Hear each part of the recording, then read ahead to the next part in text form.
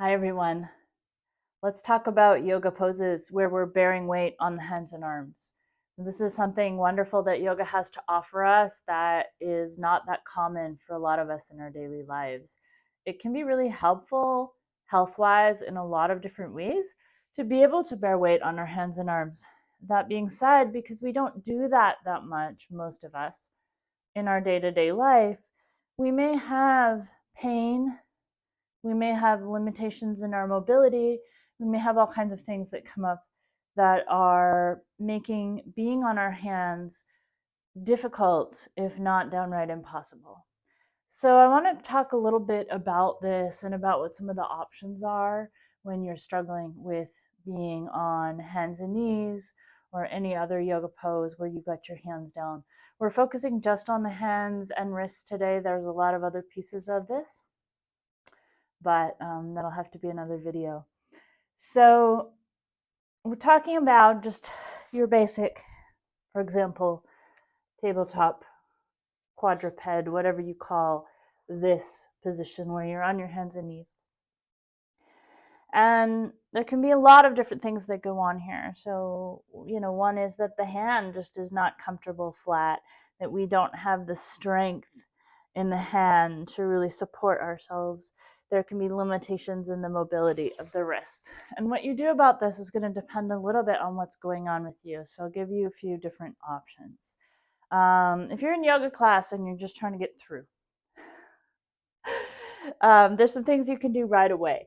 For some of us, especially if it's the hand or maybe the wrist where the pain is or the discomfort and the challenge is here, just making a fist and coming onto the fists sometimes can mitigate that depending on what we have going on. So this is a simple modification. It makes us a little taller through the upper body, so it'll change things a little bit through the spine and the shoulders, but it can be really helpful. We can go the other way as well, coming down onto the forearms. Now this brings us a lot lower in the upper body. So if you happen to have a bolster or some blankets that you can stack up or blocks underneath your forearms, sometimes that can be really useful. For some of us, if this is just some minor discomfort, it can really help us to just take the hands a little bit forward of the shoulders. I know we're told to line things up, but taking the hands a little bit more forward can ease things off the wrists a little bit. And some of us will do better if we rotate the hands out, if we widen the hands out a little wider. Don't be limited by this. Yoga mat it tends to drive people's hands in towards the middle of the mat just visually, and sometimes that's difficult mechanically for some of us. So having the hands a little wider, having the hands a little turned out, those are things that sometimes can give you a little more ease here. So all of those are great variations. Some of us also will find that we can put a little bit of height under the heel of the hand. That's going to allow us to change the angle of the wrist a little bit and take the pressure a little differently through the hand. It's going to change how your fingers are on the ground, but it can be a really helpful variation. I'm going to do this with a blanket, but you also could roll up the front of your yoga mat depending on what surface you're on. So I'm just going to put the heel of my hand up on the blanket, bring the fingers down to the floor here, and then I've got quite a different feeling through my hands and wrists. So this can be a really nice option as well for us when we're trying to have the hands on the ground. Ultimately, it's great if you can work up to having the mobility and the strength in the hands, but that's a process that develops over time. We can't really make ourselves lighter. So if you try to bear weight in the hands and it's too much for your hands at this time, you need to train your hands in other ways and in other positions in order to gradually work up to being able to carry your weight.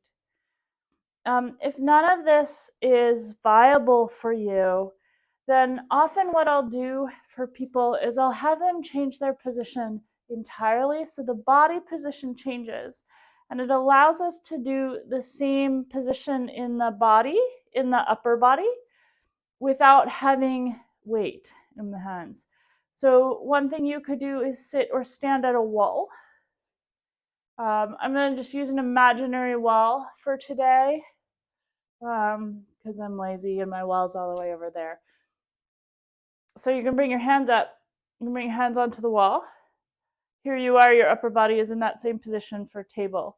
If you're going to do some cat and cow here, for example, you can figure out how to do that with your hands on the wall in a different body position. Sometimes that can take some pressure off.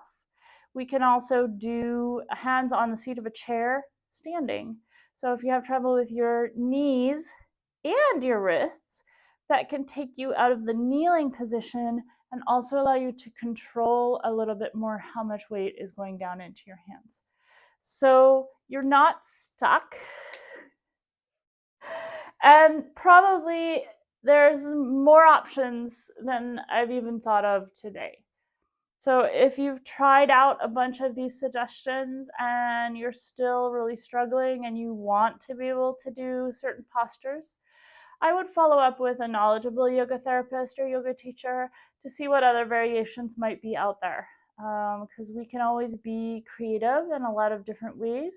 And yoga is not about having a body that you force into a posture. It's about finding ways to express the posture and the feeling of the posture and the experience of the posture kindly within the body that you have. If you have questions or you want to share some of the experiences that you had trying some of these tips in the comments to this video, I'd love to see what you have to share. Happy to answer any questions you may have. Please let me know if there's something that I missed. There probably is. So I'd love it if you would share that as well. And I hope you found this really helpful. Take really good care and enjoy your yoga practice.